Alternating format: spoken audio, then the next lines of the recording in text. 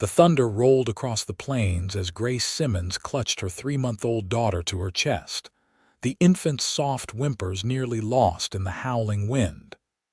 The battered wooden sign ahead read Cottonwood Springs, and Grace's heart pounded wildly as she approached the dusty frontier town. Her shoes were worn through, her dress torn and mud spattered, and the fear in her eyes spoke volumes to anyone who cared to look. But she had nowhere else to go. The year was 1876, and the Dakota Territory was as unforgiving as it was vast. Grace had been walking since dawn, following the railroad tracks until they led her to this collection of wooden buildings straddling the edge of civilization. Her pale face was streaked with dirt, her auburn hair escaping from beneath a simple bonnet. In her arms, little Emma slept fitfully, bundled in the only clean blanket Grace had managed to salvage. As she stepped onto the town's main street, the curious stares of the townspeople followed her. She knew what they saw: a disheveled young woman of 21, clearly on the run, with no husband in sight and a baby in her arms. In a place like this, that alone was enough to mark her.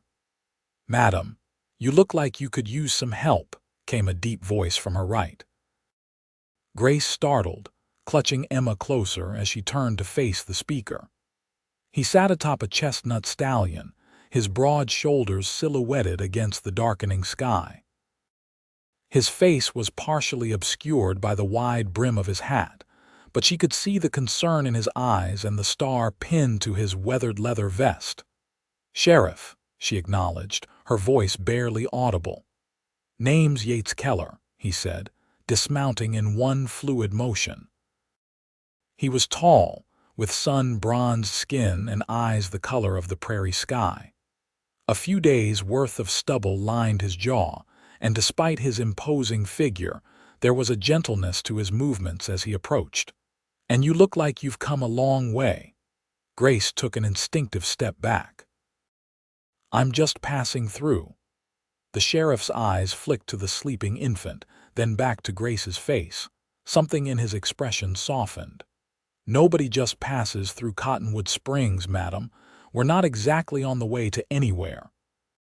Thunder cracked again, closer this time, and Emma stirred against Grace's chest with a whimper. The first fat droplets of rain began to fall, splattering the dust at their feet. "You've got nowhere to go, do you?" Sheriff Keller asked quietly. Grace's silence was answer enough. "Come on," he said, gesturing toward a building down the street. "At least get out of this rain. Mrs. Peterson runs the boarding house. She'll have a hot meal and a room for you and your little one." Grace hesitated.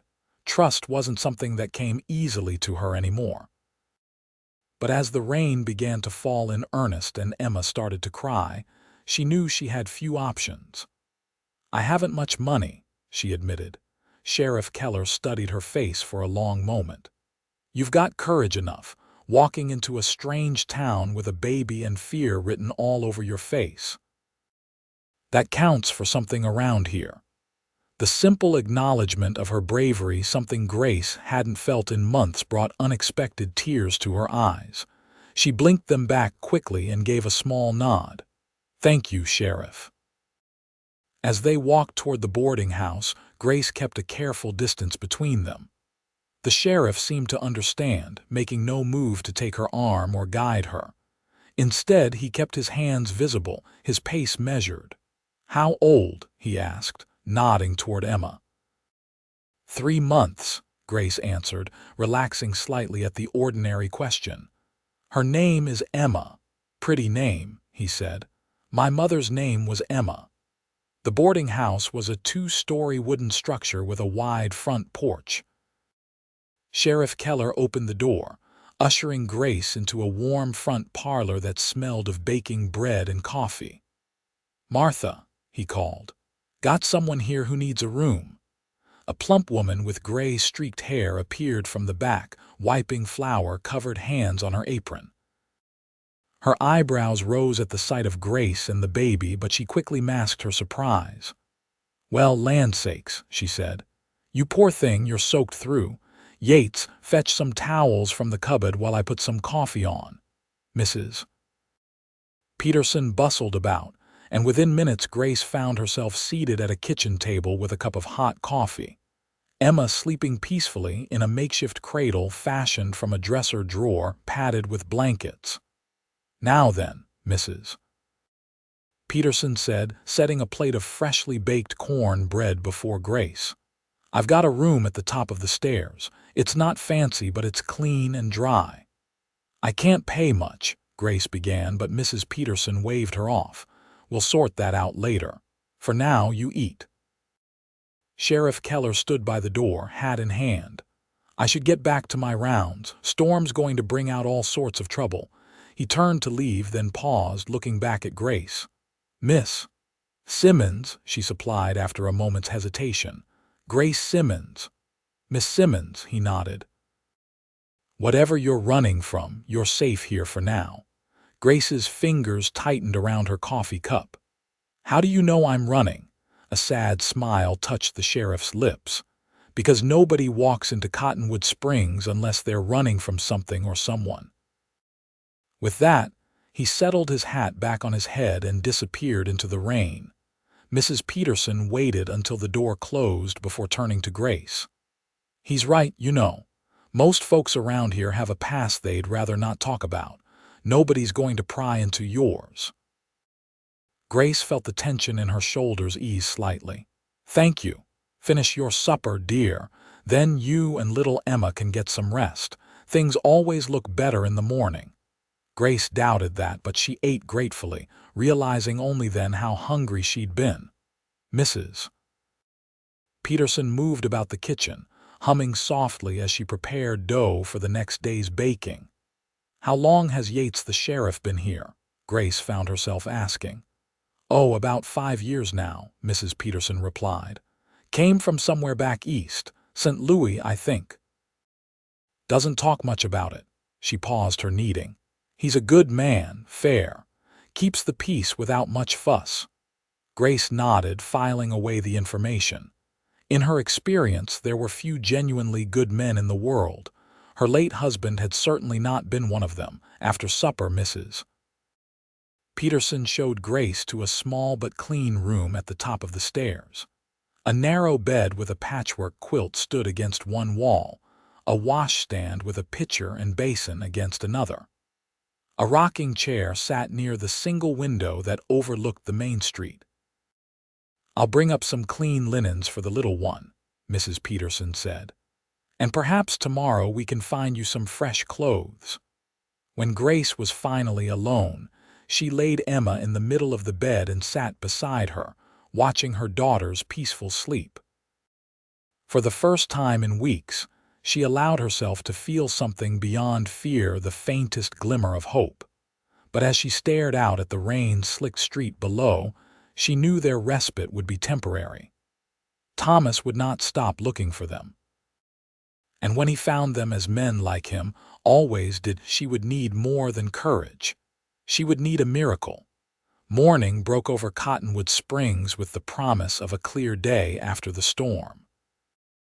Grace woke to Emma's hungry cries and the unfamiliar sounds of a town coming to life, the clatter of wagon wheels, voices calling greetings, the distant whistle of a train. After feeding Emma and washing with the cold water from the pitcher, Grace ventured downstairs to find Mrs. Peterson already bustling about the kitchen, serving breakfast to 3 men in work clothes who barely glanced up as Grace entered. Good morning, dear, Mrs. Peterson greeted cheerfully. Sit down and have some breakfast. How did you sleep? Better than I have in weeks, Grace admitted, settling at the far end of the table with Emma cradled in one arm. Mrs. Peterson set a plate of eggs and biscuits before her, then held out her arms. Let me hold that little angel while you eat properly. Grace hesitated, her protective instinct flaring. I raised 5 of my own, Mrs. Peterson said gently. I promise she'll come to no harm. Slowly, Grace relinquished her daughter, watching carefully as Mrs. Peterson cooed and bounced the infant with practiced ease. "She's a beauty," the older woman commented. "Got your eyes?" Grace managed a small smile. "Yes, thank goodness." She ate quickly, aware of the curious glances from the other boarders despite their pretense of disinterest. When she finished, she thanked Mrs. Peterson and reclaimed Emma. "I should look for work," she said. "Is there anywhere in town that might need help?" Mrs. Peterson considered this. "Well, the general store might need a hand, or perhaps the dressmaker, though Miss Abigail can be particular. The saloon's always hiring girls, but that's no place for a woman with a child." "I can sew," Grace offered, "and I kept the books for my father's farm before."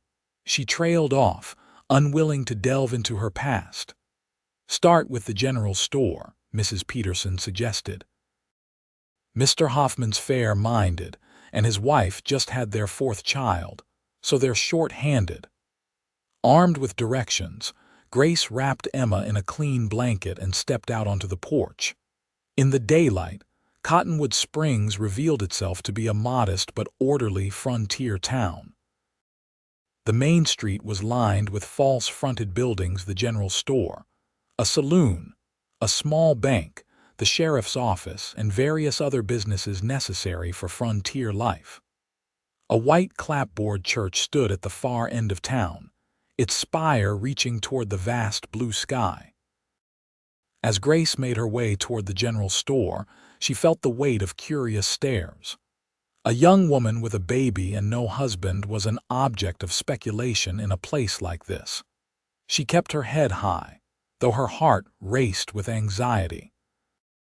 The bell above the door jangled as she entered Hoffman's general store. The scents of coffee, leather, and dried goods filled the air. A balding man with spectacles looked up from behind the counter. "Good morning," he greeted. "What can I help you with today?" "Actually," Grace began, "I was hoping you might need some help. Mrs. Peterson at the boarding house suggested I inquire." Mr. Hoffman studied her for a moment, his eyes briefly moving to Emma. "You're new in town?" "Yes, sir. I arrived yesterday, and the baby's father." Grace's chin lifted slightly. "I'm a widow, Mr. Hoffman." It wasn't entirely untrue. Her husband was dead. She had watched him die. What she omitted was that Thomas had not been Emma's father. Mr. Hoffman's expression softened. "I'm sorry to hear that, Mrs. Simmons. Grace Simmons." "Well, Mrs. Simmons, as it happens, my wife has been after me to hire some help. With the new baby at home, she can't mind the store as she used to." He gestured around the well-stocked establishment. "Can you keep accounts, read and write?" "Yes, sir. I kept all the books for my father's farm in Minnesota." "And the child, she won't be a distraction." Grace glanced down at Emma's peaceful face. "She's a good baby, sir, and I can work while she naps." Mr. Hoffman considered this for a moment, then nodded. "Very well. We'll try it for a week. 6 days, sunup to sundown, with Sundays free. I can pay $3 a week. There's a small room in the back where you can put the baby down when needed." It wasn't much, but it would cover the boarding house and perhaps allow her to save a little. Grace nodded gratefully. "When would you like me to start?" "No time like the present," Mr. Hoffman said, moving around the counter. "I'll show you the ledgers." For the next several hours, Grace familiarized herself with the store's inventory and bookkeeping system. Emma slept contentedly in a wooden crate lined with clean burlap sacks, waking only when hungry. The work was straightforward, and Mr. Hoffman seemed pleased with her quick understanding. Around midday, the bell above the door jangled and Sheriff Keller stepped into the store. He paused momentarily when he spotted Grace behind the counter, surprise evident in his expression before he composed himself. "Miss Simmons," he greeted with a tip of his hat. "I see you've found employment." "Sheriff," she acknowledged with a nod. "Mr. Hoffman was kind enough to give me a position." "Glad to hear it." He turned to the storekeeper. "Henry, I need some coffee and ammunition, and whatever letters came in on yesterday's stage." As Mr. Hoffman gathered the sheriff's supplies, Yates Keller leaned against the counter, his blue eyes studying Grace with quiet intensity. "Settling in all right?" he asked. "Yes, thank you," she replied, keeping her tone polite but reserved. "How's the little one?" Despite her wariness, Grace couldn't help the small smile that touched her lips. "She's well, sleeping in the back room." The sheriff nodded, his expression thoughtful. "Good. That's good." He hesitated, then added, "If you need anything, my office is just down the street. Doors always open." Grace met his gaze, trying to discern his motives. In her experience, men rarely offered help without expecting something in return, but there was nothing in Sheriff Keller's eyes except genuine concern. "Thank you," she said finally, "but I'm sure we'll be fine." A ghost of a smile crossed his face. "I don't doubt it. Like I said yesterday, you've got courage enough." Mr. Hoffman returned with the sheriff's purchases, and Yates Keller paid and took his leave. As the door closed behind him, the storekeeper gave Grace a curious glance. "Sheriff seems to know you," he commented. "He was kind enough to direct me to the boarding house when I arrived," Grace explained, keeping her voice neutral. Mr. Hoffman nodded, seeming satisfied with the explanation. "Yates Keller's a good lawman. Keeps to himself mostly, but fair to everyone. Town was lucky to get him after old Sheriff Dawson was killed in that bank robbery." Grace didn't respond, focusing instead on arranging a display of canned goods. She had no intention of getting to know anyone in Cottonwood Springs too well. As soon as she had enough money, she and Emma would move on, perhaps to California or Oregon, somewhere Thomas's connections couldn't reach. The rest of the day passed quickly, with a steady stream of customers curious about the new face behind the counter. Grace kept her responses polite but vague, deflecting personal questions with practiced ease. By closing time, she was exhausted but pleased with her first day's work. "You did well today," Mr. Hoffman said as he locked the cash box. "Come back tomorrow at 7. With Emma cradled in her arms, Grace made her way back to the boarding house as dusk settled over the town. The saloon was coming to life, piano music and raucous laughter spilling onto the street. She quickened her pace, keeping her eyes fixed ahead. As she passed the sheriff's office, the door opened and Yates Keller emerged. He fell into step beside her, maintaining a respectful distance. "Mind if I walk with you?" he asked. "Getting dark." "I'm perfectly capable of walking 2 blocks, Sheriff," Grace replied, though without real heat in her voice. "Never suggested otherwise," he said easily. "But a lady shouldn't have to walk alone past the saloon on a Saturday night." As if to prove his point, a drunk cowboy stumbled out of the saloon doors ahead, nearly colliding with them before Yates smoothly steered Grace out of the way with a light touch to her elbow. "Evening, Jenkins," the sheriff greeted the swaying man. "Think you've had enough for one night?" "Evenin', Sheriff," the man slurred, his bleary eyes focusing on Grace. "Who's the pretty lady? Miss Simmons is new in town," Yates replied, his tone pleasant but firm. "And she's headed home with her baby. Best let her pass." The drunk cowboy attempted a clumsy bow, nearly toppling over in the process. "Beggin' your pardon, madam." Grace nodded stiffly and continued walking, aware of the sheriff's solid presence beside her. Despite her determination to remain aloof, she found herself grateful for his escort. "Thank you," she said quietly as they reached the boarding house. Yates touched the brim of his hat. "My pleasure, Miss Simmons." He hesitated, then asked, "Will you be attending church services tomorrow? Reverend Thompson gives a decent sermon and it's a good way to meet folks." Grace shifted Emma to her other arm. "I don't think so. Emma keeps me busy and I should rest while I can. I start early at the store on Monday." If he was disappointed by her refusal, he didn't show it. "Of course. Another time, perhaps." He tipped his hat again. "Good night, Miss Simmons." "Good night," little Emma." As he walked away, Grace found herself watching his retreating figure longer than necessary. There was something about Sheriff Yates Keller that unsettled her, not in the way that made her fear for her safety, but in a way that made her wonder if perhaps her trust had been misplaced before. Shaking off the thought, she entered the boarding house, where Mrs. Peterson was setting the table for supper. "There you are, dear," the older woman greeted. "Just in time. And how was your first day at Hoffman's?" "It went well," Grace replied, settling into a chair. "Mr. Hoffman seems pleased." "Good, good. He's fair-minded, even if he's a bit tight with $1. Mrs. Peterson's eyes twinkled with good humor.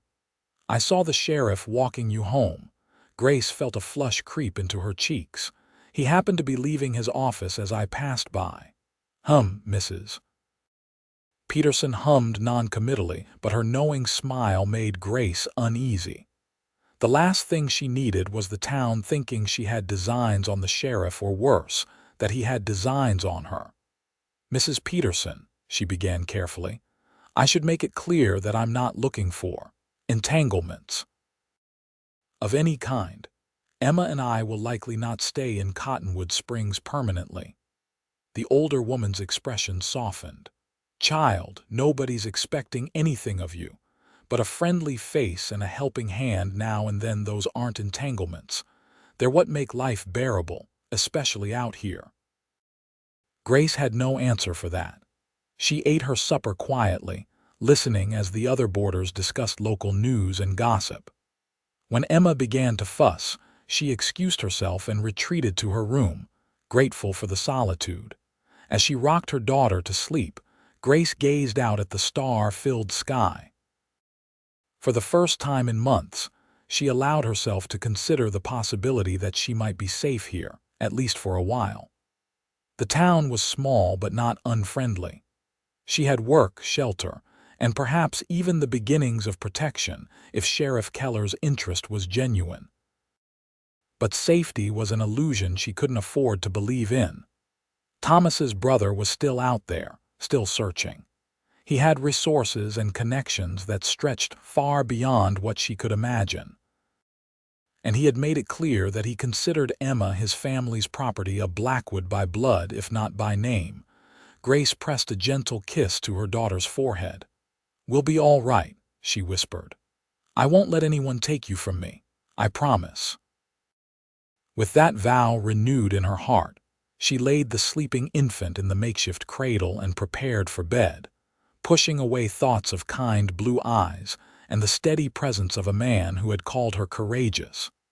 The next 2 weeks settled into a rhythm that almost felt like normalcy.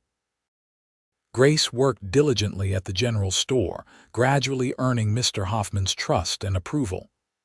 Emma became a favorite with the customers, many of whom brought small gifts: a hand-knitted cap, a tiny wooden rattle, a soft flannel blanket.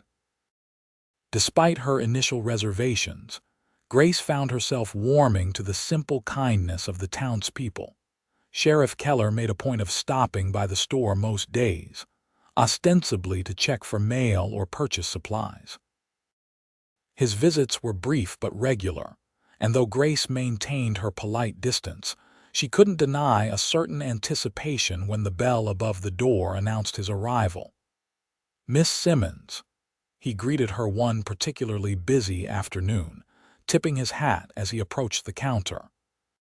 "Sheriff," she returned with a nod, continuing to stack tins of peaches. "What can I help you with today?" "Just came to let you know there's a medicine show coming to town next week," he said, leaning against the counter. "They usually bring a photographer with them. Thought you might want to get a picture taken with Emma." Grace paused in her work, surprised by the thoughtfulness of the suggestion. "A photograph," Yates nodded. "Might be nice to have. Babies grow so fast." The idea appealed to her more than she wanted to admit. She had no pictures of Emma, nothing to preserve these precious early months, but photographs cost money she couldn't spare. "That's kind of you to mention," she said carefully, "but I should save my wages." Something flickered in Yates's eyes, understanding, perhaps, or determination. "Well, if you change your mind, they'll be setting up by the church on Tuesday." Before she could respond, the store door opened again, admitting Mrs. Hoffman with her infant son bundled in her arms and 3 older children trailing behind her. She was a petite woman with a perpetually harried expression that brightened when she spotted the sheriff. "Yates Keller, just the man I wanted to see," she declared. "Henry told me you caught those boys who were stealing chickens from the Thompson farm." Yates straightened, touching his hat respectfully. "Afternoon, Mrs. Hoffman." "Yes, madam, just some youngsters looking for mischief. Mr. Thompson decided not to press charges after they agreed to help with the harvest." "Well, that's for the best," Mrs. Hoffman approved. She turned her attention to Grace. "And you must be Miss Simmons. Henry speaks highly of your work." Grace felt her cheeks warm at the unexpected praise. "Thank you, madam. Mr. Hoffman has been very kind." "Nonsense. Henry's never kind unless someone deserves it," Mrs. Hoffman said with a laugh. She peered at Emma, who was awake in her makeshift crib behind the counter. "Oh, what a darling. May I?" Before Grace could respond, Mrs. Hoffman had handed her own baby to the sheriff, who accepted the bundle with surprising ease and was leaning over to admire Emma. "She's beautiful, Mrs. Hoffman declared. "How old?" "Almost 4 months now," Grace answered, watching nervously as the woman cooed over her daughter. "Well, she's a credit to you." Mrs. Hoffman straightened and reclaimed her son from the sheriff, who looked almost reluctant to give up the infant. "I've come to drag Henry home for dinner. Children, stay by the candy jars while I fetch your father." As she disappeared into the back office, her children obediently lined up by the glass jars of penny candy, their eyes wide with anticipation. Yates chuckled at their expressions. "Hoffman's going to be out a few cents worth of horehound drops," he predicted. Grace smiled despite herself. He already set aside their weekly allowance. Their eyes met for a moment, and something warm flickered between them, a simple shared amusement that felt dangerously like connection. Grace looked away first, busying herself with rearranging a display of buttons. "Well," Yates said after a moment, "I should get back to my rounds. Good day, Miss Simmons." "Good day, Sheriff," she replied, not looking up until the bell signaled his departure. Mrs. Hoffman emerged from the back with her husband in tow. The children were given their promised candy, and the family took their leave after extracting Mr. Hoffman's promise to close the store early. "Take the rest of the afternoon, Mrs. Simmons," Mr. Hoffman told Grace as he collected his hat. "It's been a slow day anyway." Grateful for the unexpected free time, Grace gathered Emma and her few belongings and stepped out into the late afternoon sunshine. Instead of turning toward the boarding house, she found herself walking toward the edge of town, where a small creek meandered through a stand of cottonwood trees that had given the settlement its name. Finding a grassy spot in the dappled shade, she spread her shawl on the ground and sat with Emma beside her. The baby kicked her legs happily in the fresh air, tiny fingers reaching for the leaves that drifted down from the trees above. "You like it here, don't you?" Grace murmured, tickling Emma's round belly. The open sky and all this space. For the first time in months, she allowed herself to consider what it might be like to stay. To build a life in this small frontier town, where Emma could grow up knowing the freedom of open spaces and the security of a community. Where perhaps, in time, Grace might even find. She cut the thought off before it could fully form. There was no sense in dreaming of things that could never be. Thomas's brother would never stop looking for them. And even if by some miracle he didn't find them, Grace wasn't sure she could ever trust a man again, not after what she had endured. A twig snapped behind her, and Grace whirled, her heart racing with sudden fear. Sheriff Keller stood a few yards away, his expression apologetic. "Didn't mean to startle you," he said, remaining where he was. "I was checking the creek crossing when I saw you and the little one." Grace's pulse gradually slowed, though her nerves remained on edge.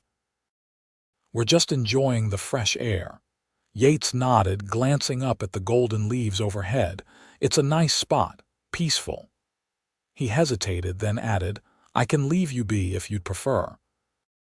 Something in his respectful deference, the way he always seemed to understand her need for space, made Grace relent slightly. "You can sit if you like," she offered, gesturing to the grass nearby. "Emma seems to enjoy company." A smile warmed his features as he settled at her respectable distance. "She's growing like a weed, must be all that fresh country air." "And Mrs. Peterson's cooking," Grace added with a small smile of her own. "She's constantly trying to fatten us both up." "Martha Peterson could fatten up a fence post," Yates agreed with a chuckle. "Best biscuits in the territory." They lapsed into a companionable silence, watching as Emma batted at a leaf drifting on the gentle breeze. "She has your eyes," Yates observed after a while. "Same color as the sky just before sunset." Grace felt a flush creep into her cheeks at the unexpected poetry in his words. "Thank you." "Though the rest of her is all her father." The moment the words left her mouth, she regretted them. She rarely spoke of Emma's father, preferring to maintain the fiction of widowhood without elaboration. "Your husband," Yates said carefully. "How long has he been gone?" Grace hesitated, wondering how much to reveal. "He died before Emma was born." It wasn't entirely a lie. The man who had fathered Emma, a kind young ranch hand named Jonathan, had indeed died before her birth. But he had never been Grace's husband. That title had belonged to Thomas Blackwood, a man 20 years her senior who had married her after her father's death left her destitute, only to treat her as property rather than a wife.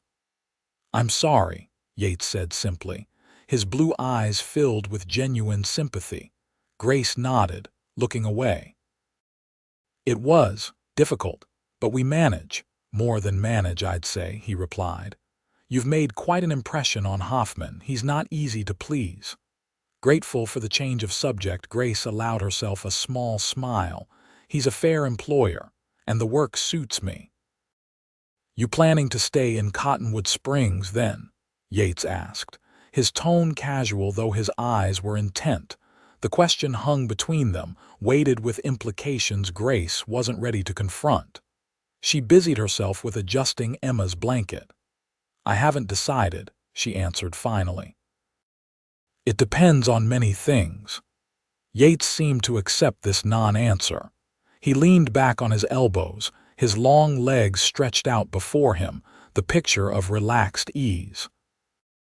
But Grace wasn't fooled. She'd noticed how his eyes constantly scanned their surroundings, how his hand never strayed far from the gun at his hip. Sheriff Keller was a man who remained vigilant even in repose. "Whatever you decide," he said after a moment, "Cottonwood Springs could use more folks like you, hard-working, honest." His gaze met hers, brave. There it was again, that assessment of courage that always unsettled her. "You keep saying that," she said, her voice barely above a whisper. "You don't know me, Sheriff. I know enough," he replied simply. "I've seen my share of people in trouble, Miss Simmons, seen how they handle it. Some break, some run, some stand their ground." He nodded toward Emma. "And some walk into a strange town with nothing but a baby and determination." Grace swallowed against the sudden tightness in her throat.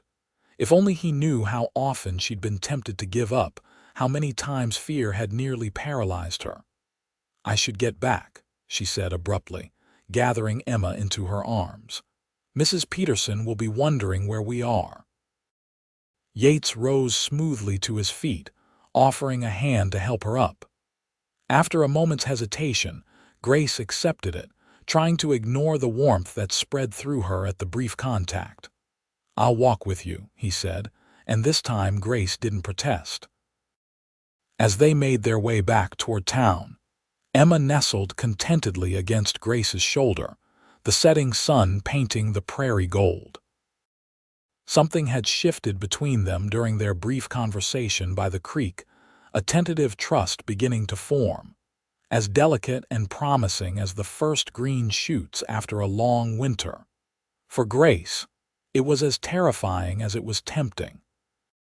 Trust was a luxury she had not allowed herself since the night she'd fled her husband's home, blood on her hands and terror in her heart. But as they walked in companionable silence, the tall figure of the sheriff steady beside her, she found herself wondering if perhaps, just perhaps, Cottonwood Springs might become more than a temporary haven. It was a dangerous thought, but in the golden light of the prairie sunset, even danger seemed distant and manageable. The medicine show arrived in Cottonwood Springs with all the fanfare a traveling entertainment could muster in the frontier lands.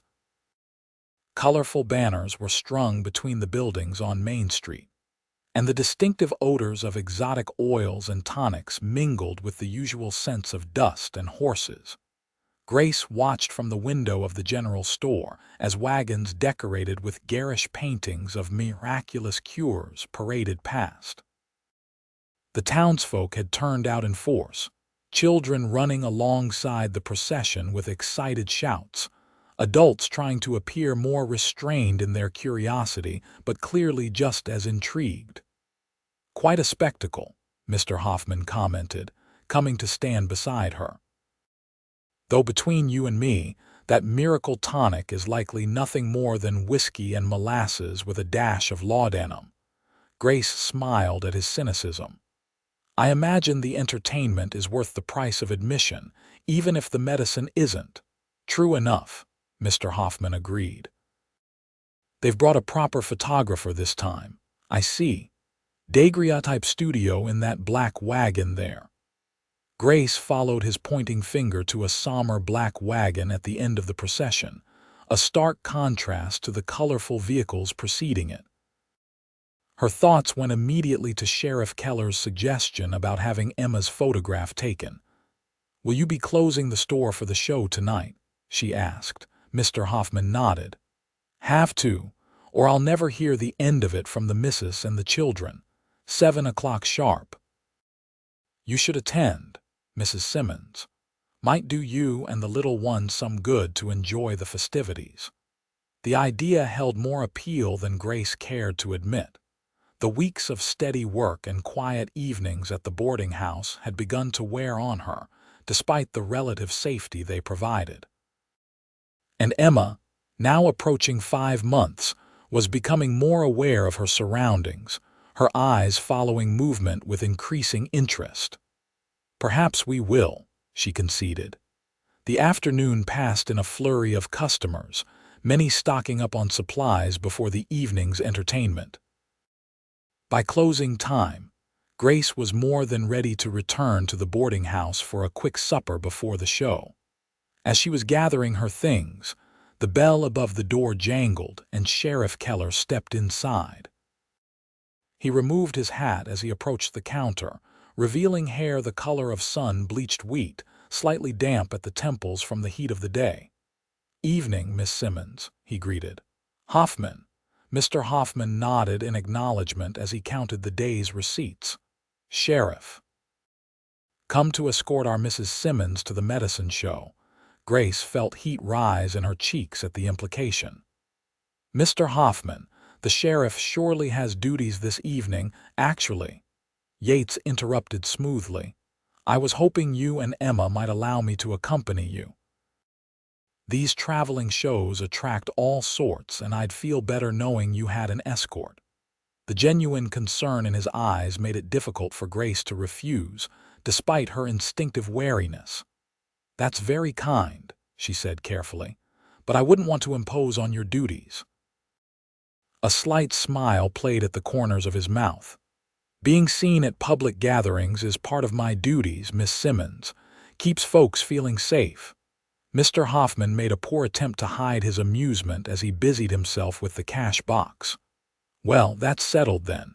You two run along. I'll lock up here." Finding herself maneuvered into acceptance, Grace gathered Emma, who was awake and alert in her basket behind the counter. "We need to stop at the boarding house first so I can feed her before the show."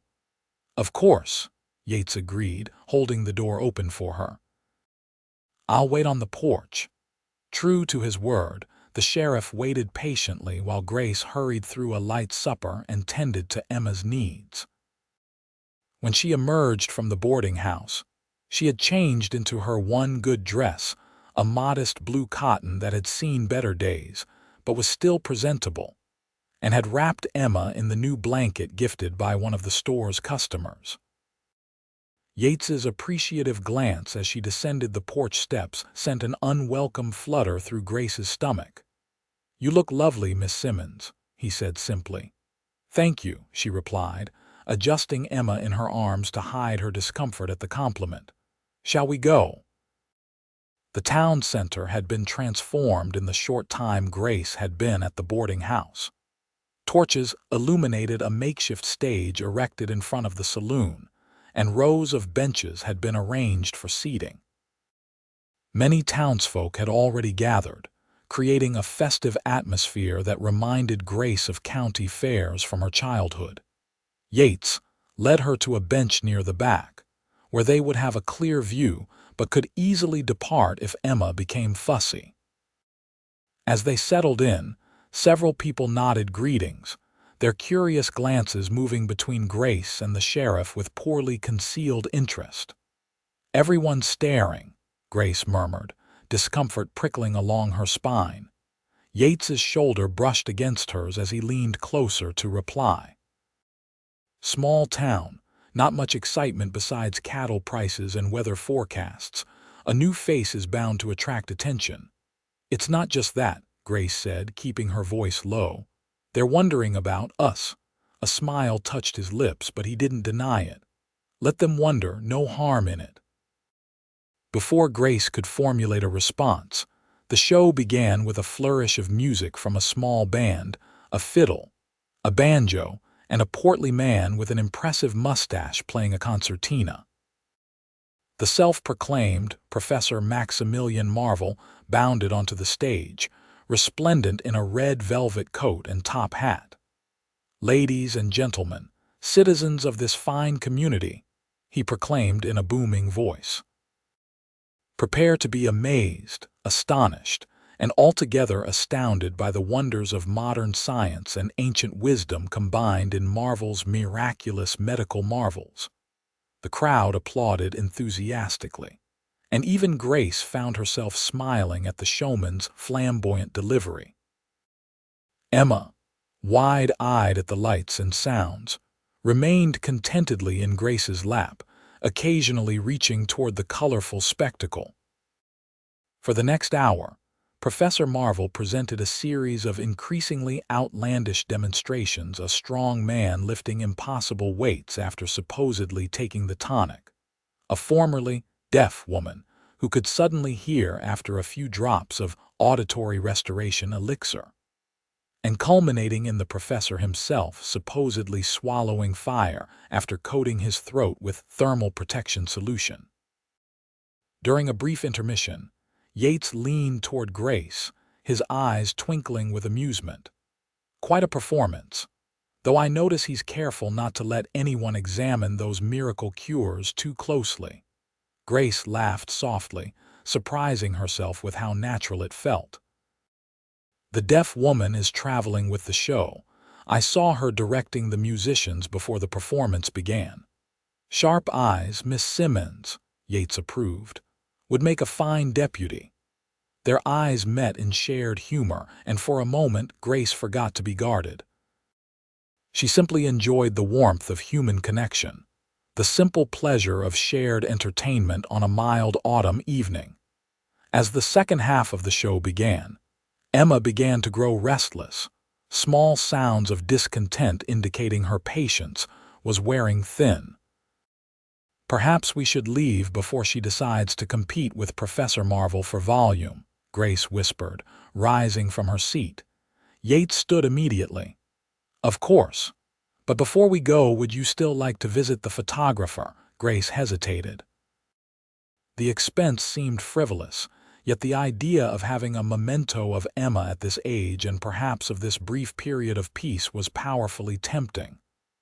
I don't know if I can consider it a gift, Yates said quickly.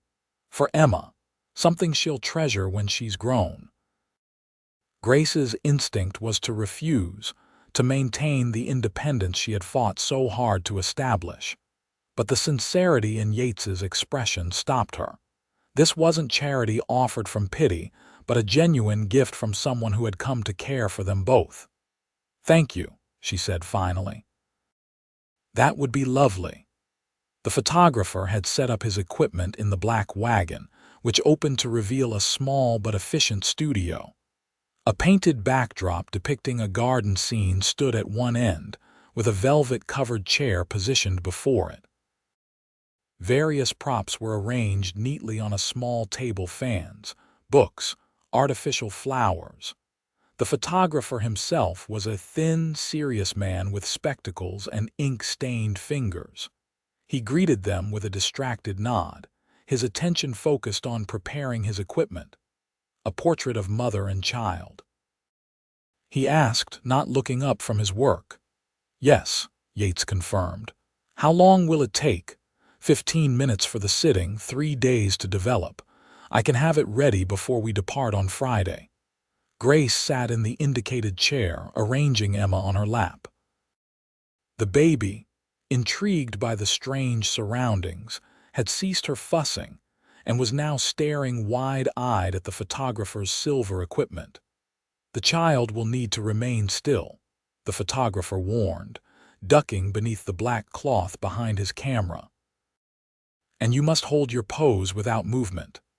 "She'll manage," Grace said confidently, settling Emma more securely against her. "One moment," Yates said, stepping forward. He removed a small silver object from his pocket, a delicate rattle that caught the lamplight. "This might help keep her attention." He handed it to Grace, who shook it gently before Emma's fascinated eyes. The soft tinkling sound captivated the infant, who reached for the shiny object with eager hands. "Perfect," the photographer declared. "Now remain absolutely still." For the next few minutes, Grace held her position, the rattle poised before Emma, who gazed at it in rapt attention. She was acutely aware of Yates watching from the side, his expression a mixture of admiration and something deeper that she dared not name. "Excellent," the photographer announced finally. "A successful exposure. You may move now."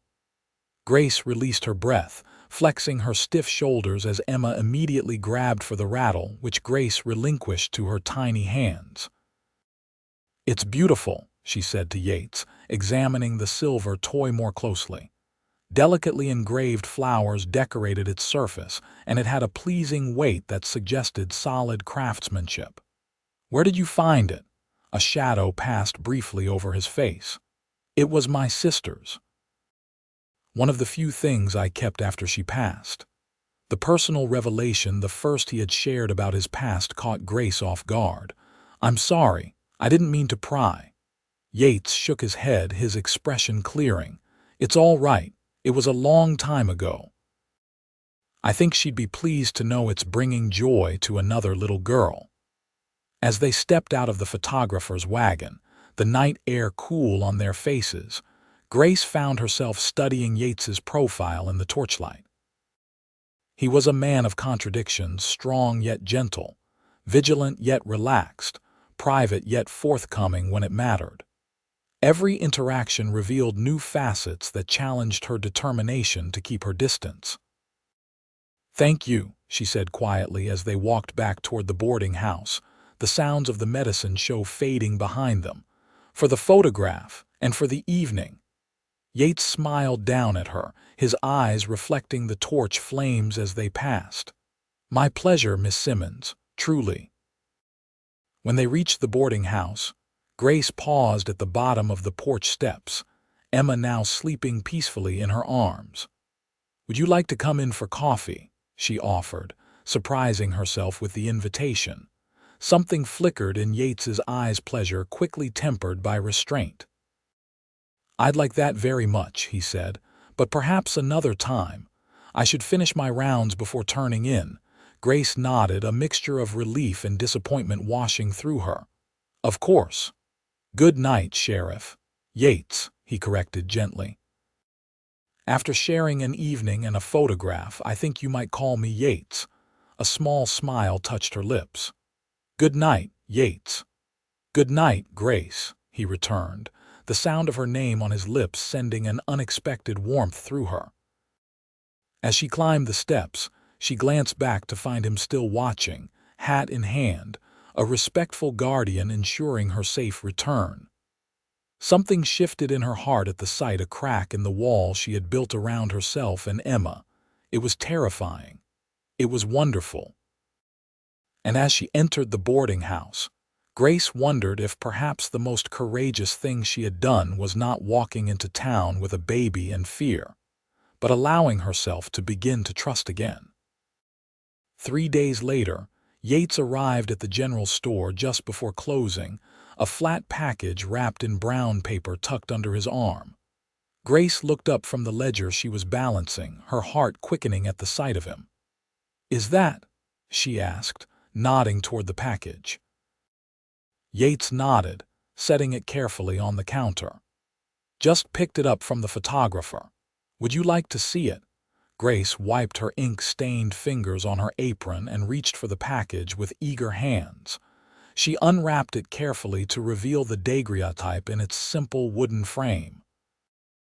The image captured Grace seated with perfect posture, Emma on her lap, both looking at the silver rattle held just out of frame.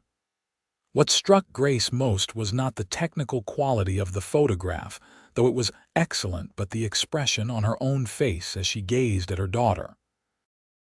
There was love there, certainly, but also a quiet strength she hadn't recognized in herself. "It's beautiful," she whispered, tracing a finger over the cool glass. "Yes, it is," Yates agreed, though his eyes were on Grace rather than the photograph. She felt his gaze and looked up, a flush warming her cheeks at the open admiration in his expression. For a moment, they stood in silence, something unspoken passing between them. The spell was broken by Mr. Hoffman clearing his throat pointedly as he emerged from the storeroom. "Closing time, Mrs. Simmons. Unless the sheriff has official business." "No, Henry, just delivering a package," Yates replied easily, though his eyes remained on Grace. "But I would be obliged if you'd allow me to escort Mrs. Simmons back to the boarding house." Mr. Hoffman's eyebrows rose slightly, but he merely nodded. "Of course. See you tomorrow, Mrs. Simmons." Grace carefully rewrapped the photograph and gathered her things, including Emma, who was awake and alert in her basket. Outside, the October evening was cool, the first hint of winter in the air as they walked toward the boarding house. "Thank you again," Grace said, holding the package close. "It's a gift I'll treasure." "I'm glad," Yates replied. After a moment, he added, "Grace, there's something I've been meaning to ask you." The serious tone of his voice sent a flutter of anxiety through her. "Yes. The harvest dance is next Saturday. It's a tradition here in Cottonwood Springs. The whole town comes together before winter sets in." He hesitated, then continued, "I was wondering if you might consider attending. With me." Grace's steps slowed as she absorbed the invitation. A public event with Yates as her escort, it would be a clear statement to the town, an acknowledgement of whatever was growing between them. "I don't know," she began hesitantly. "Emma, Mrs. Peterson already offered to watch her," Yates said, a hint of sheepishness in his smile. "She might have encouraged me to ask you." Grace couldn't help but laugh at that. "Mrs. Peterson has been dropping hints about you for weeks." "I should have known she'd take matters into her own hands eventually." Yates's smile widened at her laughter. "She's a determined woman, but the choice is yours, Grace. No pressure." They had reached the boarding house steps, and Grace turned to face him, the photograph clutched to her chest like a shield. Part of her wanted desperately to experience a normal evening, to dance and laugh like the young woman she was, rather than the fugitive she had become. But another part, the cautious guardian of her and Emma's safety, whispered warnings. "May I think about it?" she asked finally. "Of course," Yates replied, no disappointment evident in his voice or expression. "Take all the time you need." As Grace climbed the steps, she paused at the top, looking back at him. "Yates? Yes, thank you for understanding." He tipped his hat, a gesture that had become familiar and oddly comforting. "Always, Grace." That night, after Emma was asleep in her cradle, Grace sat by the window with the photograph in her lap, tracing the outlines of their faces in the silver image. For the first time in months, she allowed herself to truly contemplate a future, not just survival, but a life rebuilt from the ashes of what Thomas had destroyed. Could she trust again? Could she risk not just her heart, but Emma's safety? Yates Keller was unlike any man she had known, patient, respectful, steady. But her judgment had failed her once before, with catastrophic consequences. A soft knock at her door interrupted her thoughts. Rising quietly so as not to disturb Emma, Grace opened it to find Mrs. Peterson holding a steaming cup of tea. "Thought you might like this before bed," the older woman said, offering the cup. "Helps with sleep." Grace accepted it gratefully. "Thank you." Mrs. Peterson hesitated, then asked, "Mind if I join you for a moment, unless you're tired?" "Not at all," Grace replied, gesturing to the small table by the window. "Please." They sat in companionable silence for a few minutes, sipping their tea and listening to Emma's soft breathing from the cradle. "He asked you to the dance," Mrs. Peterson stated finally. "Not a question." Grace nodded. "He mentioned you had offered to watch Emma." "That I did." Mrs. Peterson's eyes, kind but shrewd, studied Grace's face. "He's a good man, Yates Keller, one of the best I've known." "I believe that," Grace admitted softly, "but it's complicated." The older woman nodded, understanding in her expression. "Life usually is, dear, especially for young women on their own." She paused, then added carefully, "Whatever you're running from or whoever, it doesn't change who you are. A good mother, a hardworking woman, someone deserving of happiness." Tears pricked at Grace's eyes, unexpected and unwelcome. "You don't know what I've done." "I know enough," Mrs. Peterson replied, echoing Yates's words from weeks before. "I know a good soul when I see one, and I know fear when I see it too." She reached across the table to pat Grace's hand. "But fear's a poor compass for life's journey, dear. Trust me on that." With that, she rose, collecting Grace's empty cup. "Sleep on it, and remember it's just a dance, not a lifetime commitment." After Mrs. Peterson left, Grace returned to the window, gazing out at the star-strewn sky.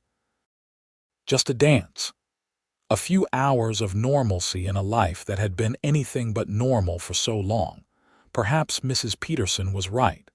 Perhaps it was time to let courage guide her rather than fear, the courage Yates had recognized in her from the beginning, even when she couldn't see it in herself. Decision made, Grace finally lay down to sleep, and for the first time in months, her dreams were not haunted by the past. The following Saturday evening found Grace standing before the small mirror in her room, hardly recognizing the woman who stared back at her. Mrs.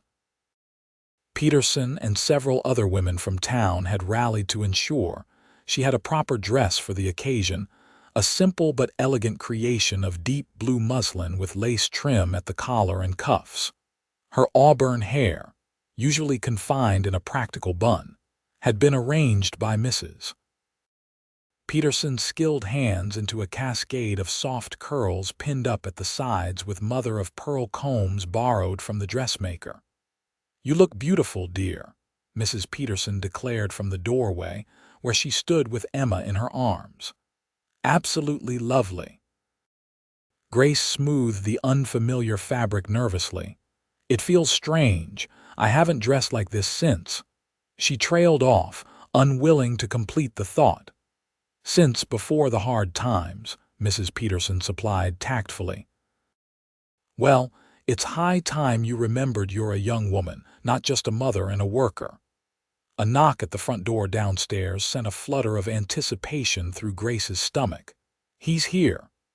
"Then you'd best not keep him waiting," Mrs. Peterson said with a smile.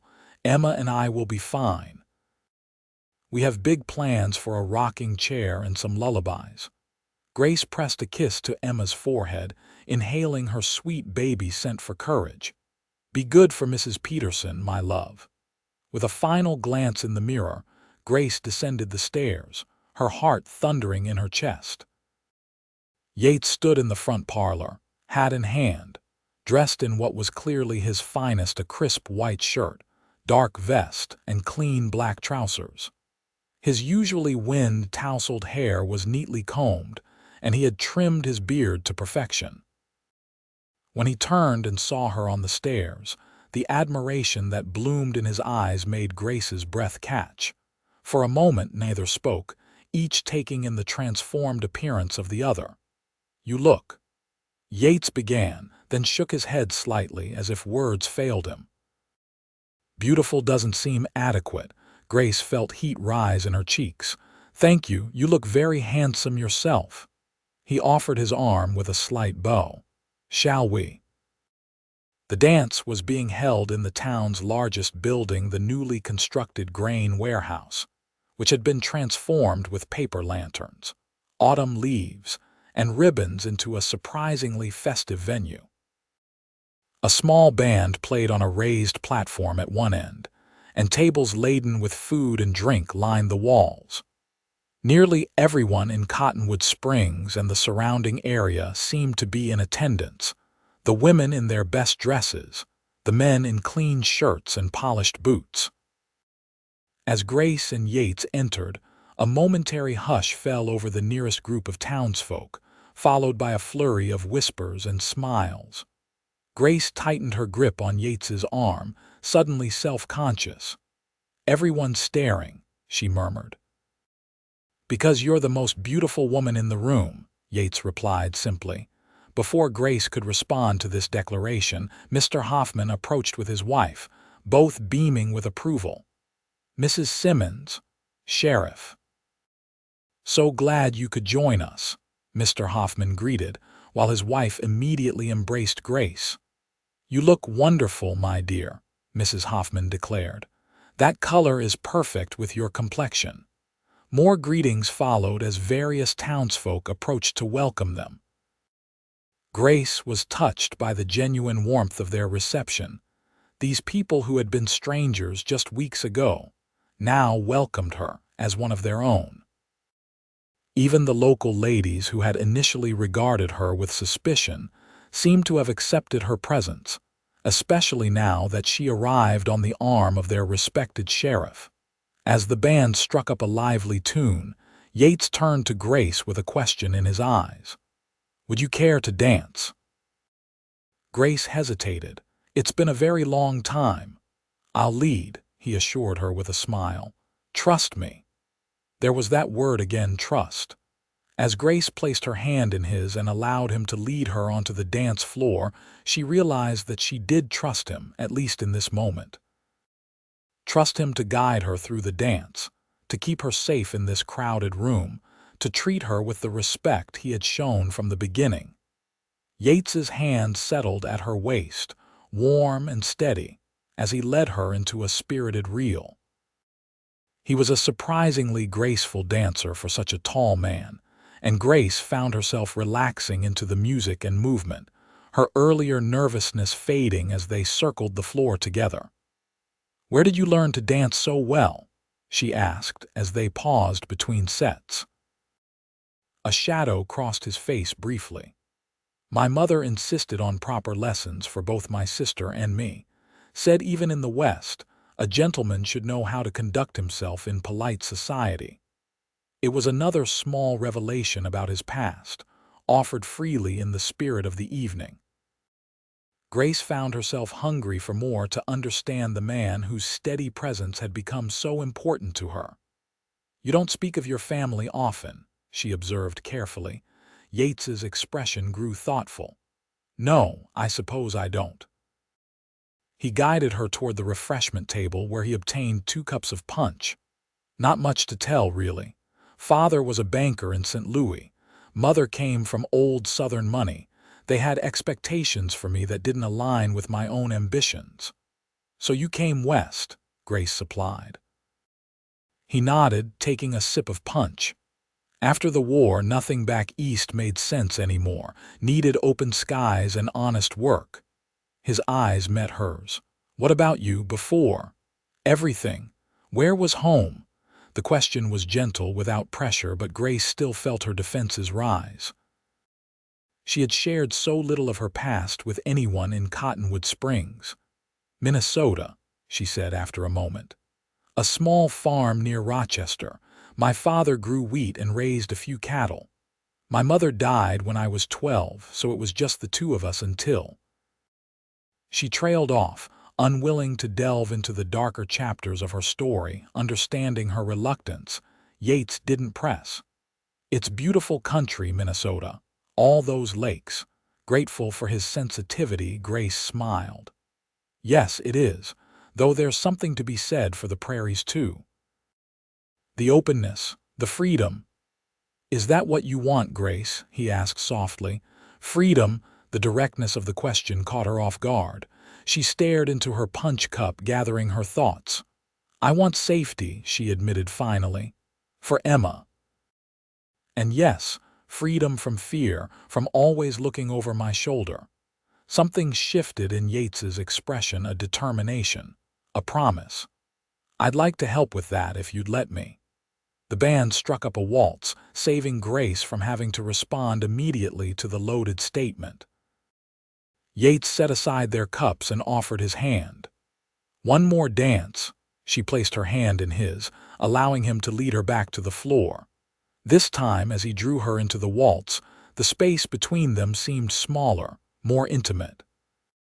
His hand at her waist was gentle but firm, guiding her through the turns with confidence.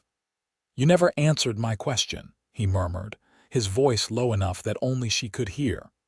Grace looked up into his eyes, finding patience and something deeper waiting there. "I don't know how," she admitted honestly. "I've learned to rely only on myself." "I understand," he said, and somehow she believed that he truly did. "But sometimes, Grace, the bravest thing isn't facing the world alone. Sometimes it's letting someone stand beside you." The waltz ended, and they stood still among the moving couples, connected by joined hands and unspoken possibilities. In his blue eyes, Grace saw a future she had stopped allowing herself to imagine, one with security, companionship, perhaps even love. It terrified her. It tempted her. It made her want things she had convinced herself were beyond her reach. "I need some air," she said suddenly, needing space to think. Yates nodded immediately, releasing her except for a light touch at her elbow as he guided her toward the side door that opened onto a small veranda. The October night was cool but not cold, the stars brilliant in the clear sky above. Grace moved to the railing, drawing deep breaths of the fresh air, aware of Yates standing a respectful distance behind her, giving her the space she needed while remaining protectively close. "I'm sorry if I spoke out of turn," he said quietly. "The last thing I want is to make you uncomfortable." She turned to face him, her heart pounding with emotions she had kept tightly contained for so long. "It's not that, it's just complicated." Yates moved closer, his expression earnest in the dim light spilling from the warehouse windows. "I know you have secrets, Grace.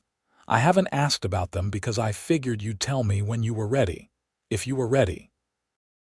He paused, then continued more softly. "But I need you to know something. Whatever you're running from, whoever you're afraid of, you don't have to face it alone anymore. Not if you don't want to." The simple declaration, free of demands or conditions, broke something loose inside Grace. The tears she had held back for so long spilled over, tracing silver paths down her cheeks. "You don't know what you're offering," she whispered. "What I've done. What might come looking for us." Yates stepped closer, gently raising a hand to brush away her tears. "Then tell me. Let me help carry the burden." Perhaps it was the music drifting through the open door, or the stars overhead, or simply the absolute certainty in Yates's eyes. Whatever the reason, Grace found herself doing something she had sworn never to do, sharing the truth she had guarded so carefully. "My husband's name was Thomas Blackwood," she began, her voice barely audible. "He was a wealthy man, much older than me. After my father died, leaving nothing but debts, Thomas offered marriage. I had no choice." Yates listened silently, his eyes never leaving her face as she continued. "He was cruel, not just to me but to everyone, especially the ranch hands." Her hands tightened on the railing behind her. "There was one young man, Jonathan. He was kind to me when Thomas was away on business, which was often. We became close." Understanding dawned in Yates's eyes. "Emma's father." Grace nodded, relief washing through her at not having to spell it out. "Thomas discovered us. He was enraged. She faltered, the memories still raw. "He killed Jonathan, said he was a thief, shot him in the back, and then he turned on me." Her hand unconsciously moved to her side, where the scar from Thomas's knife remained, a permanent reminder of that night. "He would have killed me too if I hadn't fought back," she continued, her voice steadier now. "I pushed him and he fell, hit his head on the hearth."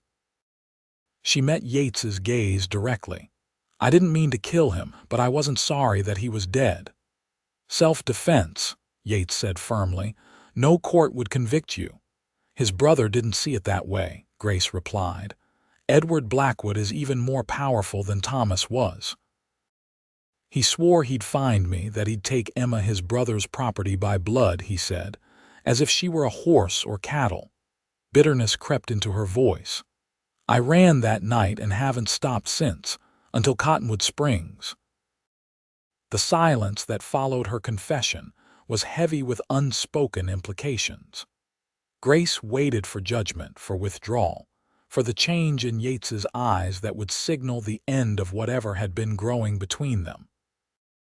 Instead, he stepped closer, his expression a mixture of anger at what she had endured and something deeper, something that made her breath catch. "Thank you for trusting me with the truth," he said simply. "It doesn't change anything, Grace, except now I understand better what we're facing. We." The simple pronoun held such weight, such promise. Grace stared at him in wonder. "You still want to help us, knowing that Edward Blackwood will never stop looking, that he has money connections." Yates's jaw set in determination. "Let him come. This is my town. You and Emma are under my protection now if you want to be." The offer hung between them, breathtaking in its simplicity and its complexity. Grace searched his face, looking for any hint of hesitation, any shadow of doubt. She found only steadfast resolve and something that looked remarkably like love. "Why?" she whispered. "Why would you risk everything for us?" Yates smiled then, a gentle curve of his lips that reached his eyes and warmed them. "Because from the moment you walked into town with a baby and fear written all over your face, I knew you were the bravest person I'd ever met. And because every day since then, I've found new reasons to admire you." His voice softened. "And because I'm falling in love with you, Grace Simmons. With your strength, your determination, your gentle heart." The declaration, spoken so simply and directly, stole Grace's breath. Love was a luxury she had not allowed herself to consider, a risk she had deemed too great. And yet, standing in the cool October night, with music drifting around them and the man before her offering not just his protection but his heart, Grace found herself taking the greatest risk of all. She stepped forward, closing the distance between them, and placed her hand over his heart. "I'm afraid," she admitted. "Not of Edward Blackwood, but of this, of trusting, of hoping." Yates covered her hand with his own, warm and steady. "Fear and courage often walk hand in hand, Grace. The question is which one we choose to follow." In answer, Grace rose on her toes and pressed her lips to his a gentle kiss, tentative and brief, but filled with promise. When she pulled back, Yates's expression was one of wonder and joy that mirrored her own tumultuous emotions. "I choose courage," she whispered. Yates's arms encircled her, drawing her closer as he bent to claim her lips again, this kiss deeper, a seal on unspoken promises and shared futures. In the circle of his embrace, Grace felt something she had almost forgotten: safety, yes, but also belonging. Home. When they finally parted, breathless and smiling, Yates pressed his forehead to hers. "We should go back inside before they send a search party." Grace laughed softly, the sound unfamiliar but welcome. "Let them look. I'm exactly where I want to be." Hand in hand, they returned to the dance, where the speculation and whispers had already begun. But this time, Grace didn't mind the curious glances. Let them talk. Let them see. She had chosen courage over fear, trust over isolation. And as Yates led her into another waltz, his eyes never leaving hers, Grace knew with absolute certainty that she had made the right choice. The weeks following the harvest dance passed in a blur of ordinary days made extraordinary by the growing bond between Grace and Yates. He became a regular visitor at the boarding house, joining Grace and Emma for supper several times a week. On Sundays, they attended church together, an official declaration of courtship that set the town's gossips atwater with approval. Emma, now approaching 6 months, had taken to Yates with surprising ease, reaching for him whenever he entered the room and falling asleep contentedly in his arms during quiet evenings on the boarding house porch. "She has good judgment, Mrs. Peterson declared one evening as she observed Yates gently rocking the sleeping infant. "Babies always know good souls." Grace, watching from her rocking chair, couldn't help but agree. The sight of her daughter so peaceful in Yates's strong arms made her heart swell with emotions she was only beginning to allow herself to feel fully: hope, contentment, and yes, love. For Yates had been right that night at the dance. Love and fear often walked hand in hand. But day by day, Grace was choosing love, choosing trust, choosing to believe in the possibility of a future where she and Emma were not just safe but happy. November brought the first real snow of the season, transforming Cottonwood Springs into a winter wonderland of white-capped buildings and pristine streets.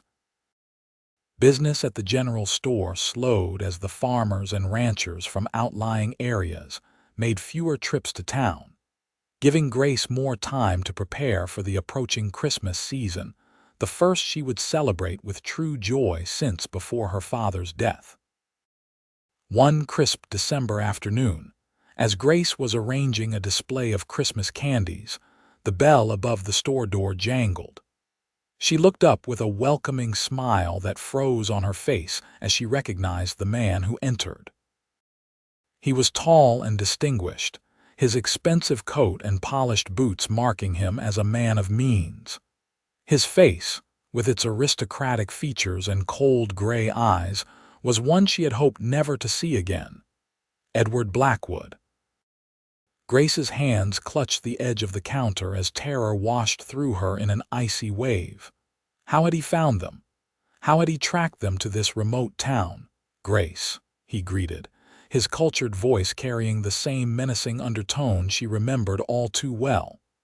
"How domestic you look." Playing shopkeeper in this charming little settlement, Grace fought to keep her voice steady.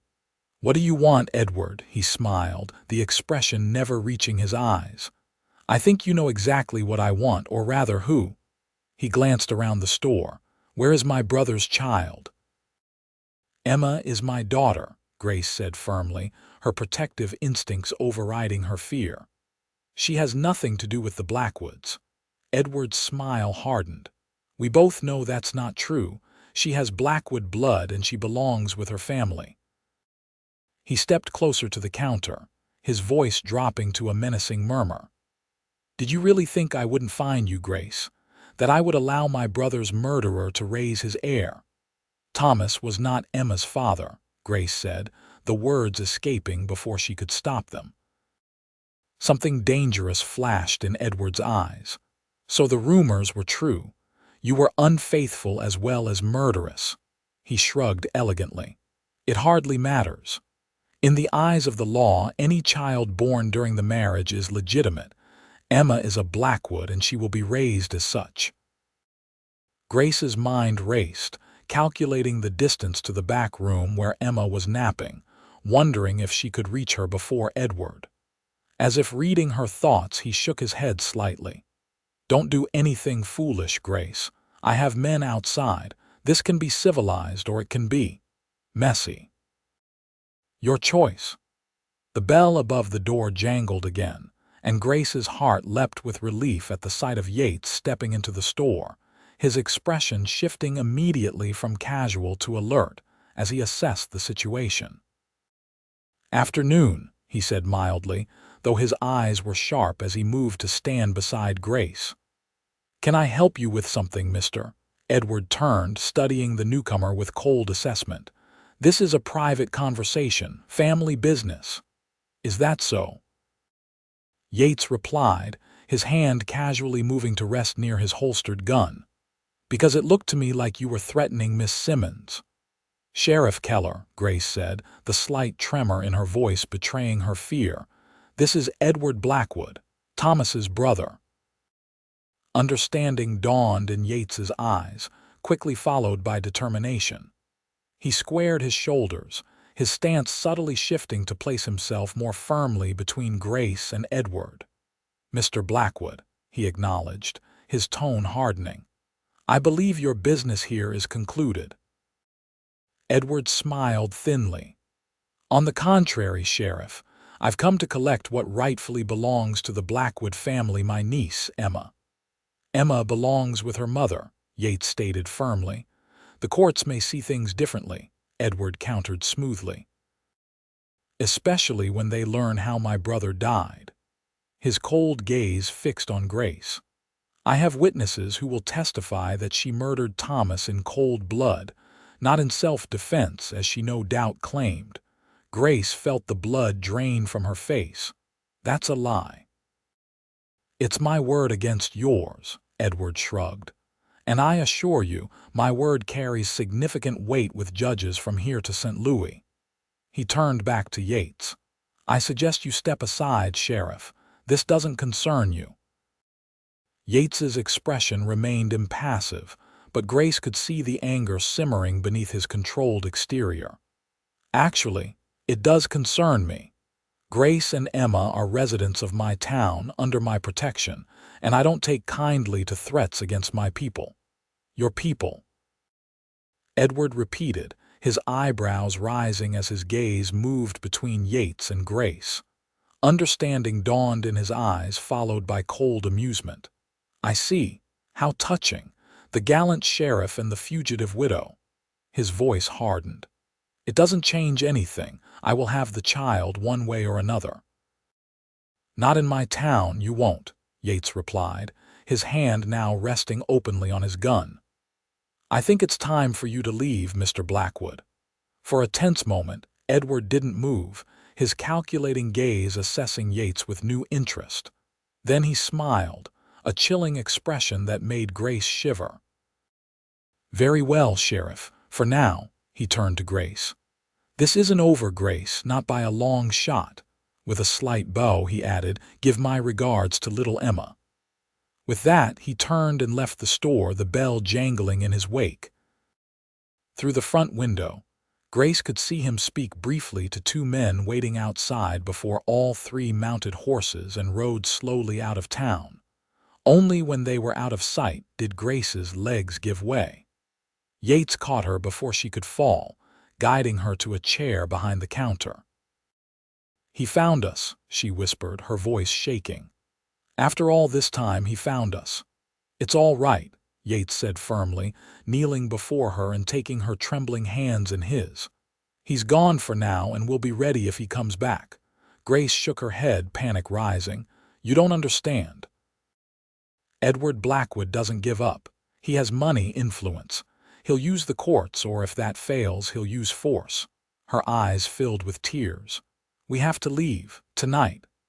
"No," Yates said, his voice gentle but unyielding. "Running isn't the answer, Grace, not anymore. We stand our ground. Together." "I can't risk Emma," she insisted. "And I won't let you face this alone," he countered. "Edward Blackwood isn't the only one with connections. I've got a few of my own." His thumbs traced soothing circles on the backs of her hands. "Trust me, Grace, please." The plea in his eyes, the steady warmth of his hands on hers, anchored her. Slowly, the panic receded, replaced by a tremulous resolve. "What do we do?" she asked. Yates smiled, relief evident in his expression. "First, we get you and Emma somewhere safe, then I send some telegrams." His expression hardened. Edward Blackwood isn't the only one who can influence judges. That evening found Grace, Emma, and Yates gathered in his small house on the edge of town, a modest but comfortable two-room structure that Grace had visited only once before. Mrs.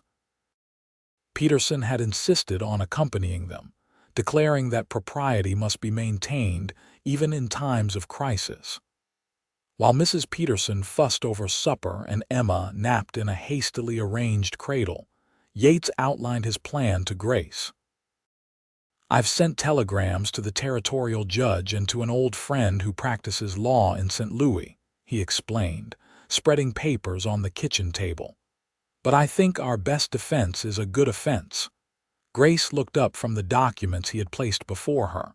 "What do you mean?" "Marriage," Yates said simply. When Grace's eyes widened in surprise, he continued quickly. "Hear me out. As your husband, I'd have legal standing to protect both you and Emma. Edward Blackwood would have a much harder time making a case for custody against a stable home with two parents." Grace stared at him, her heart racing. "You're proposing marriage as a legal strategy," a flush crept up Yates's neck. "Not exactly." He reached across the table, taking her hand. "Grace, I've known since the day you walked into town that you were someone special. These past weeks have only confirmed what my heart knew from the start. I love you. And Emma. I want to build a life with you both, keep you safe, give you the happiness you deserve." His eyes, earnest and blue as the summer sky, held hers. "I was planning to ask you properly at Christmas. Had a ring ordered from Denver and everything." He smiled ruefully. "Edward Blackwood just forced my hand a bit." Grace's throat tightened with emotion. "Yates, I can't let you take on my troubles. This isn't your fight." "It became my fight the moment I fell in love with you," he replied simply. "And it's not just about protection, though God knows I'll do everything in my power to keep you and Emma safe. It's about family, the one we could build together." From the doorway, Mrs. Peterson cleared her throat pointedly. "If I might offer an observation," she said, her eyes twinkling despite the serious situation. "Love that can withstand this kind of storm is rare indeed. Don't be too proud to accept it when it's offered, Grace." For a long moment, Grace sat silently, her gaze moving between Yates's hopeful face and Mrs. Peterson's knowing smile. In her heart, she knew the answer, had known it perhaps since that night at the harvest dance, or even earlier when a tall sheriff had looked at a frightened woman with a baby and seen courage instead of desperation. "Yes," she said finally, her voice clear and certain. "Yes, I'll marry you, Yates Keller." The joy that bloomed in his eyes was answer enough to any lingering doubts. He rose and came around the table, drawing her to her feet and into his arms. "I promise you won't regret this," he murmured against her hair. "We'll face whatever comes together, Mrs. Peterson's enthusiastic clapping broke the moment, reminding them of her presence. "Well, this calls for celebration and planning. A Christmas wedding, perhaps," Grace laughed despite the gravity of the situation.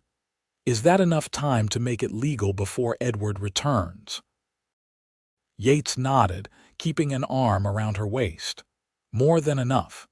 We can have Reverend Thompson perform the ceremony this Sunday if needed." "This Sunday it is," Grace decided, a weight lifting from her shoulders despite the threat that still loomed. For the first time in longer than she could remember, she wasn't facing danger alone. The next few days passed in a flurry of preparations and precautions.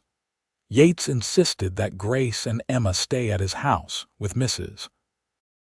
Peterson as chaperone, while he took turns with his deputy keeping watch for any sign of Edward Blackwood or his men.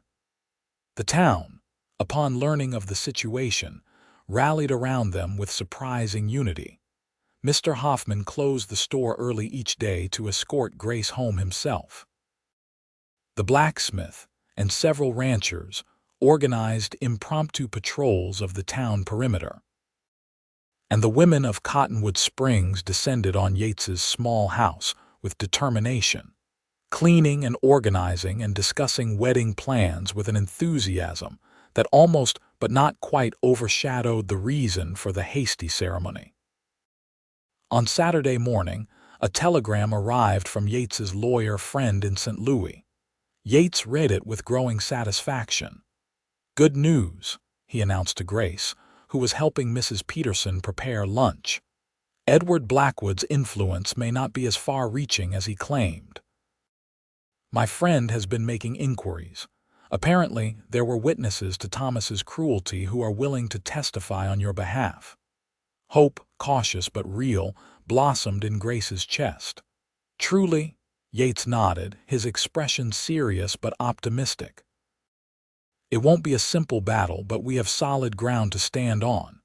Your marriage to me, adoption papers for Emma, and testimony about Thomas's character and behavior will make it difficult for Edward to press his case." Grace sank into a chair, overwhelmed by the possibilities. "I never thought. I was so certain we'd have to run forever." Mrs. Peterson patted her shoulder reassuringly. "Sometimes the good Lord provides exactly what we need, exactly when we need it." She gave Yates an approving look, "even if it comes in the form of a stubborn lawman." Yates laughed, the sound warm and reassuring in the cozy kitchen. "I'll accept that description." He knelt beside Grace's chair, taking her hands in his. "One more day and you'll be Mrs. Keller. Then we face whatever comes together." "Together," Grace repeated, the word no longer frightening but fortifying. "I like the sound of that." Sunday dawned clear and cold, the December sun casting long shadows across the fresh snow that blanketed Cottonwood Springs. The church, decorated for the approaching Christmas season with evergreen boughs and red ribbons, was filled to capacity as word of the hasty wedding spread through town. In the small antechamber off the main sanctuary, Grace stood before a borrowed mirror, hardly recognizing the woman who gazed back at her. Mrs. Hoffman had insisted on lending Grace her own wedding dress, a simple but elegant creation of ivory satin with delicate lace at the collar and cuffs. Her auburn hair was arranged in soft curls, crowned with a circlet of holly berries and winter greenery in lieu of the traditional orange blossoms. "You look beautiful," Mrs. Peterson declared, dabbing at her eyes with a handkerchief. She cradled Emma, who had been dressed in a new white gown made by the town seamstress especially for the occasion.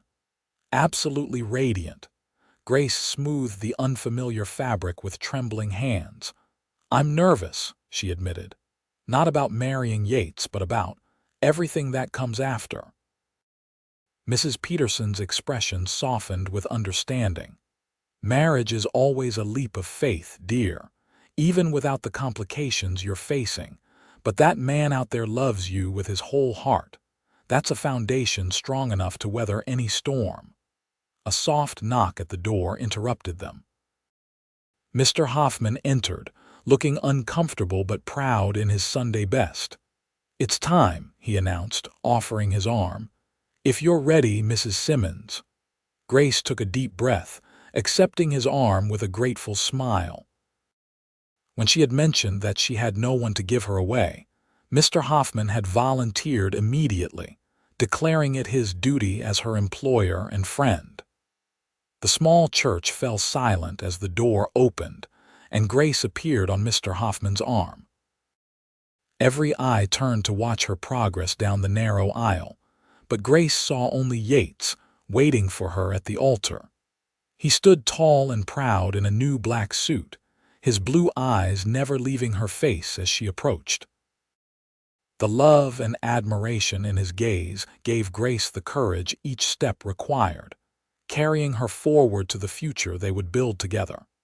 As she reached him and placed her hand in his, Reverend Thompson smiled benevolently at the assembled congregation.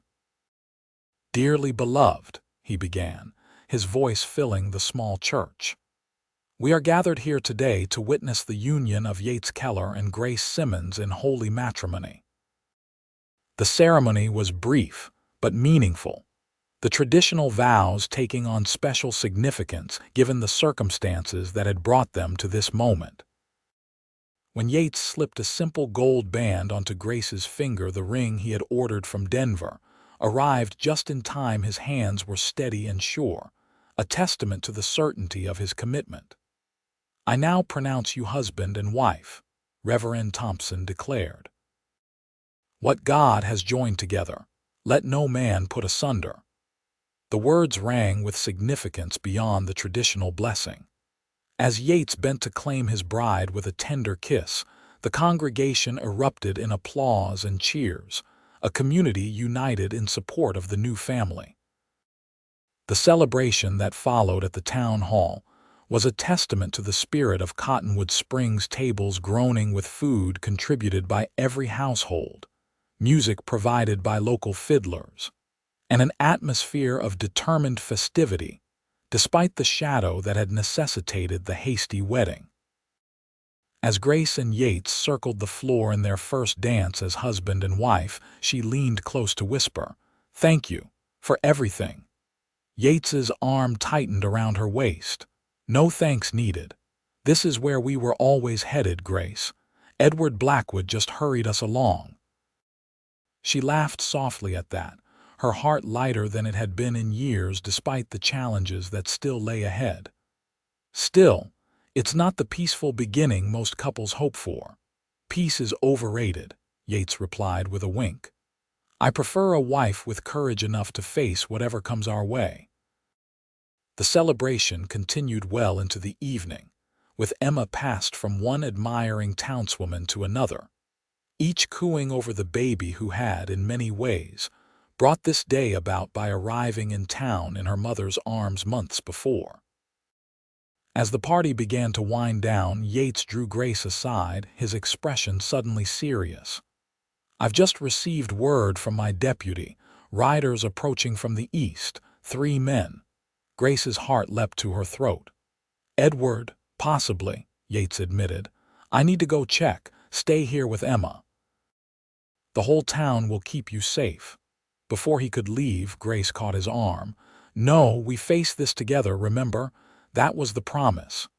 Yates hesitated, then nodded, understanding in his eyes. "Together, then. But Emma stays here with Mrs. Peterson." After ensuring the baby was contentedly nestled in Mrs. Peterson's capable arms, Grace and Yates made their way to the sheriff's office, which offered a clear view of the eastern approach to town. As they watched, 3 riders emerged from the gathering dusk, their figures growing clearer as they approached. "It's him," Grace confirmed, recognizing Edward's distinctive posture even at a distance. "With his men." Yates's jaw set with determination. "Let them come, we're ready."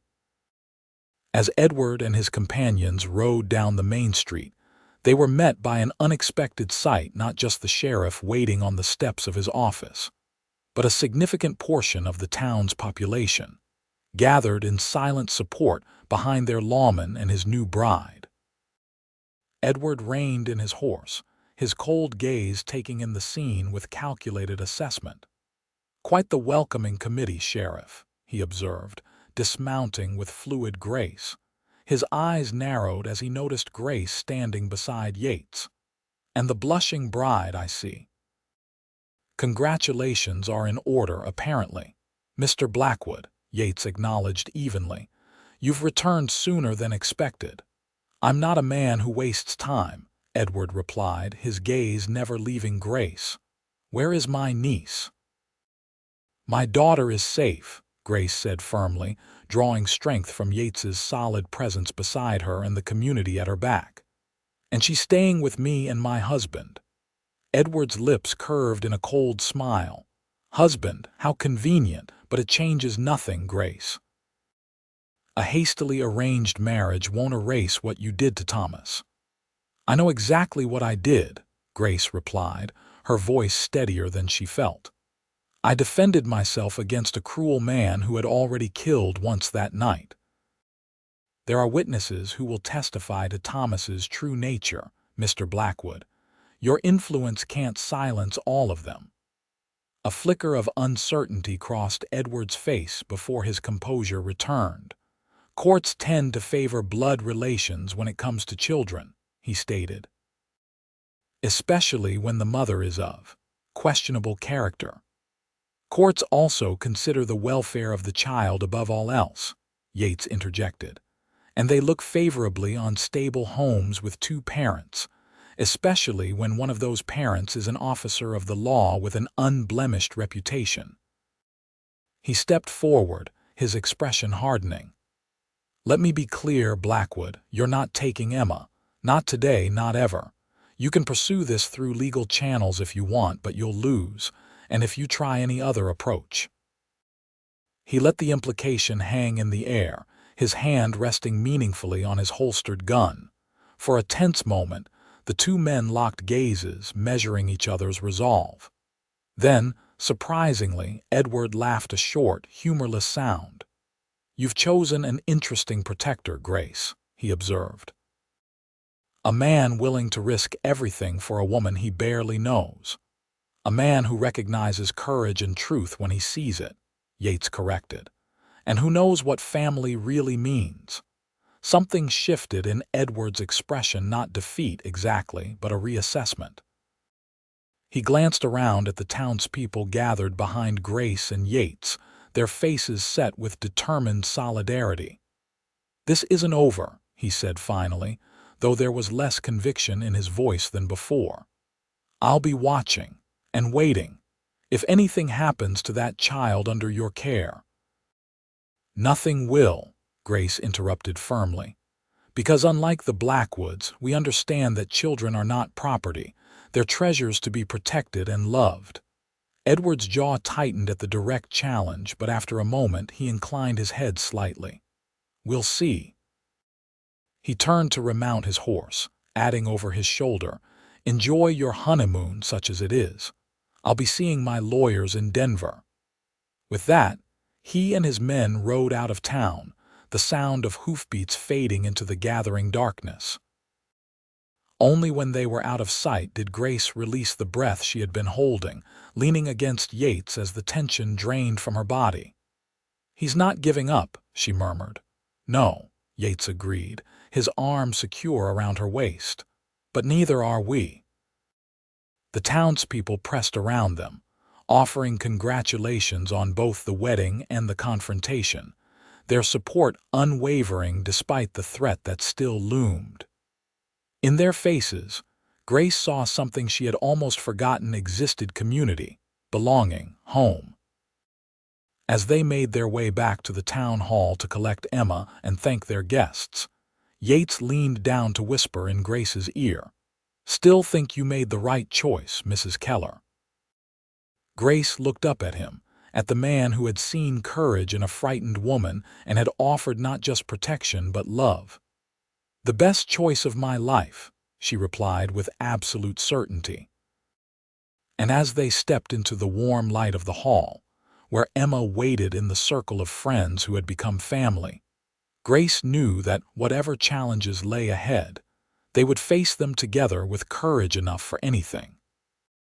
Spring arrived in Cottonwood Springs with a riot of wildflowers and the promise of new beginnings.